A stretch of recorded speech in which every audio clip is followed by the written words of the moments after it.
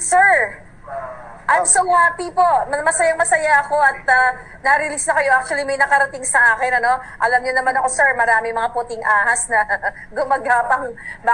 Talagang worried ang taong bayan. But now na coming from you guys na is doing fine. Ayan, oh my God. Nakangiti talaga. Happy person talaga. Si Agent Morales. Live tayo. Ay, Agent Morales. Yung Agent, narinig mo ko? Ayan,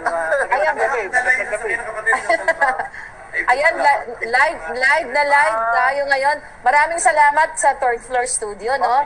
Kay Pam at saka kay Marlon. Dito si Yusek Pam at saka si Yusek Marlon. Actually, kung paano namin iniwan, ganun pa rin naman. Thank you kay General Angkan.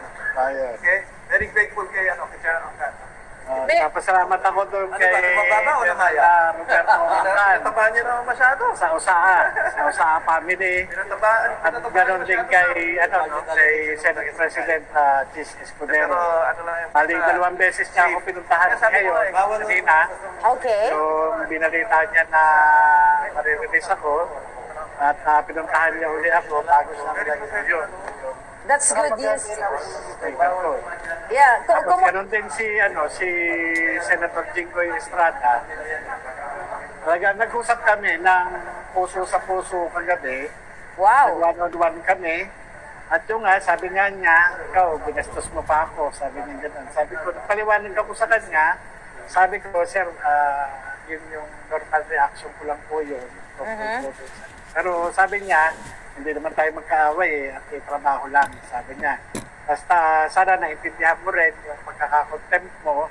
Yun, at pinaliwanag ko rin naman sa kanya. Dahil nung nakita ko yung dokumento, na rin ako, nagulat din ako. Dahil ngayon ko lang din nakita yun. At yung sabi ko nga sa kanya, tuna ko, mukhang ito talagang pineki. Yung dokumento na PBS. Pero sabi ko nga, ang hiling ko lang, sana maipakita yung original. Kasi ang tingin ko, mukhang crafted yung parang let's give Senator Jinggoy Estrada the benefit of the doubt po doon sa PDS na sinabit sa kanya ng PDEA, parang ganun ba yung ibig niyong sabihin? So pero syempre siya kung ano yung nasa kanya at syempre nakita niya certified true copy, pero sabi ko nga, sir, kaya nga ako contest ko yung kaya po hinihingi ko yung gusto kong makita yung original.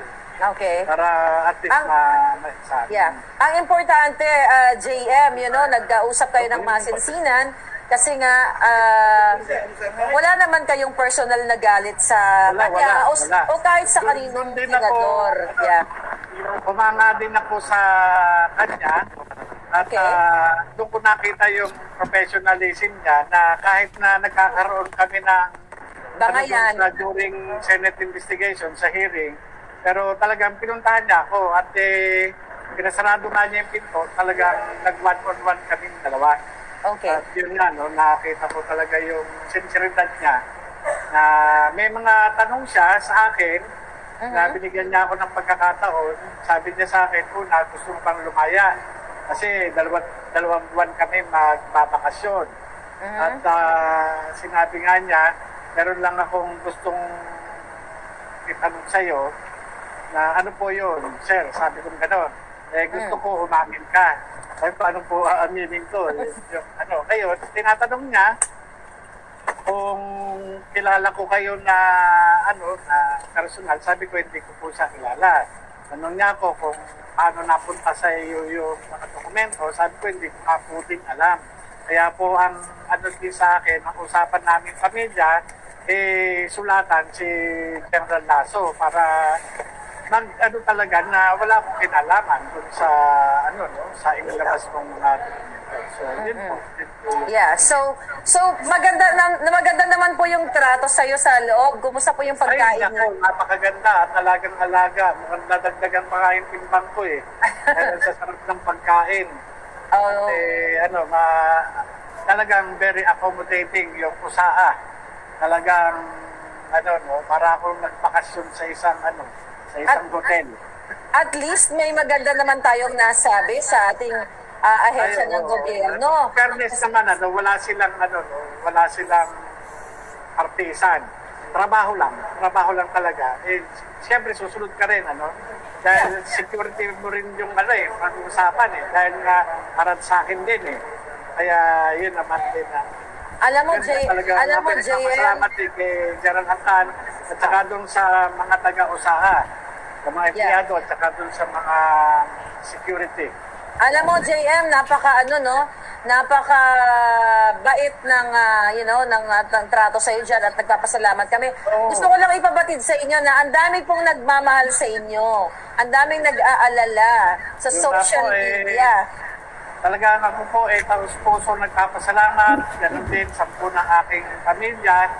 At ako'y talagang yung patuloy niyong pagdadasal, pananalangin na ako ay patnubayan ng Diyos. Yun naman, natupad po. Kaya dahil din sa mga panalangin nyo at pagmamahal na ipinagdadaman nyo sa akin, kaya andito, nagtulong-tulungan ninyo na mapakiusapan ang pamunuan ng Senado para ako ay mapalaya.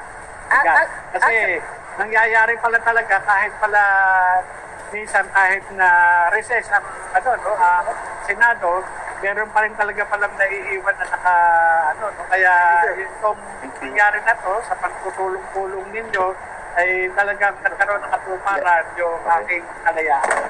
Yes. Napapasalamat ako sa inyo lahat. Actually, sabi po ng mga viewers, gumwapo po kayo fresh na po kayo. Gusto ko lang po kayo pangitiin, Agent Morales. Let me know kung kailangan nyo nang umalis, ha? We can just continue the Opo. Excuse Ma'am Marlica, siguro po sasakay na lang sa amin sa kotse ko si Agent Morales together with Miss Pam. Tapos naka-convoy po si Attorney Badong sa amin. Basta gano'n na lang. Ang importante ay nakita kayo ng taong bayan, na buong-buo po kayo, gwapong-gwapo muli. At at narinig namin magandang ang pag-alaga sa inyo ng USAA and si Attorney Badong, hindi kayo iniwan. Yan. Thank you po. Thank you po talaga. Yeah, thank you so much. Thank you po. Thank you. Siguro dito na, Agent. Thank you. Mag-interview na lang tayo, Marlon, siguro papahingayin ko na muna si Agent Morales. Boss, trabaho yan Thank you. Magkita na lang sa taas sa susunod na hearing. Yeah. Thank you. Yeah. All right. So, Pam, thank you so much. And I know you guys talagang sobrang malaki ang naitutulong ninyo sa kay Agent Morales. And thank you din na nakapag-connect tayo. So, siguro pagpahingahin ko na muna si Agent Morales at alam ko excited na rin siya umuwi at gusto ko kayong pasalamatan ng mga tao dito sa social media. Pinapasalamatan ng Third Floor Studio, kayong dalawa, katuwang namin kayo. Dahil pare-pareho tayong pinagdadaanan, biktima ng injustice. Kaya naman, we have common denominator dito. Thank you so much talaga sa pagtulong ninyo at pagpunta nyo dyan sa Senado.